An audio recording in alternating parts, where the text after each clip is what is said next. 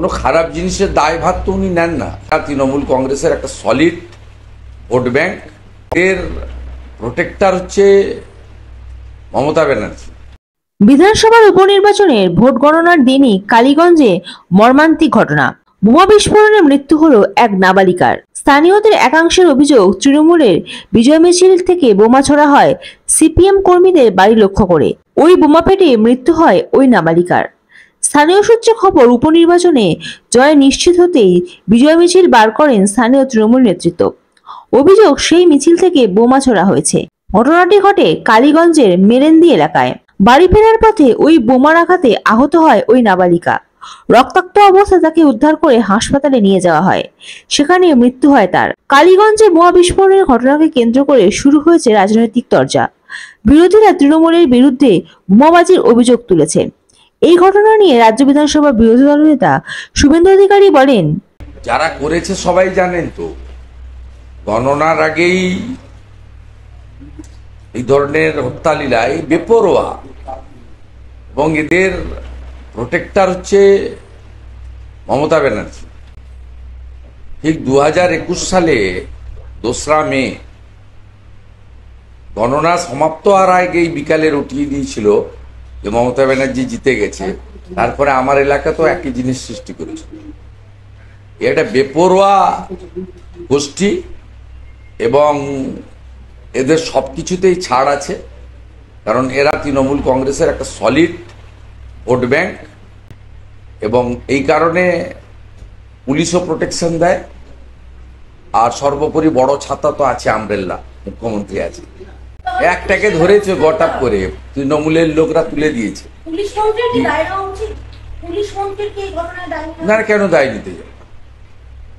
উনি তো দায় চাপিয়ে দেন অন্য লোকের। কোনো খারাপ জিনিসের দায়ভার তো উনি নেন না, কখনো নেন না।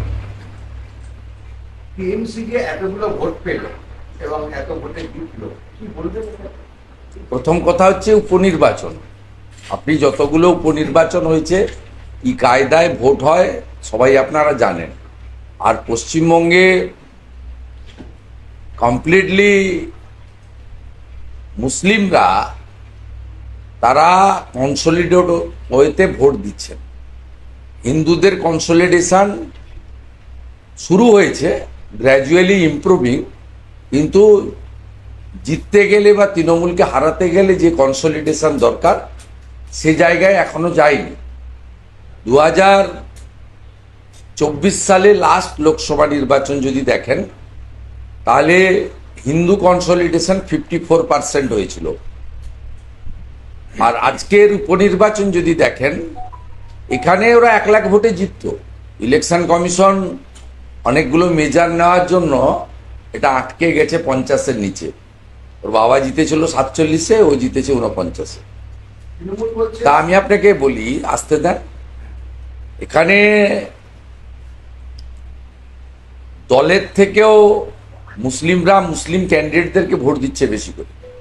সাগরদিঘিতে তৃণমূল হেরে গেছিল শুধু হিন্দু প্রার্থী দিয়েছিল বলে। মমতা ব্যানার্জির আত্মীয় দেবাশিস ব্যানার্জিকে দাঁড় করিয়েছিল বলে বাইরন বিশ্বাসকে ভোট দিয়েছিল। ঠিক একই কারণে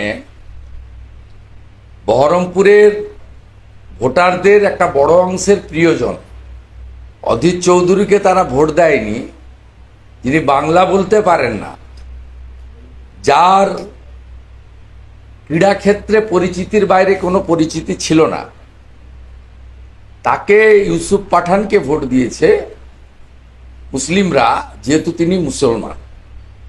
অতএব স্বাভাবিকভাবে এখানে মুসলিম ক্যান্ডিডেটকে, এই কালীগঞ্জেই আপনি দেখতেন যদি তৃণমূল হিন্দু প্রার্থী দিত তাহলে হয়তো কাবিল উদ্দিন শেখ জিতে যেত।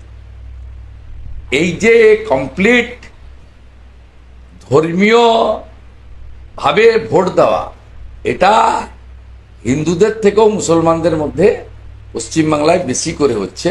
19-এ একটু শুরু হয়েছিল, 21-এ আরো বেড়েছে। তারপরের প্রত্যেকটা ভোটে প্রতিফলন ঘটেছে, এবং সেই একই প্রতিফলন আপনি আজকে এখানে দেখতে পেয়েছেন।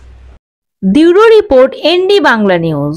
সবার আগে সব খবর, সঠিক খবর পেতে ফেসবুক পেজটি ফলো করে এবং ইউটিউব চ্যানেলটি সাবস্ক্রাইব করে রাখুন।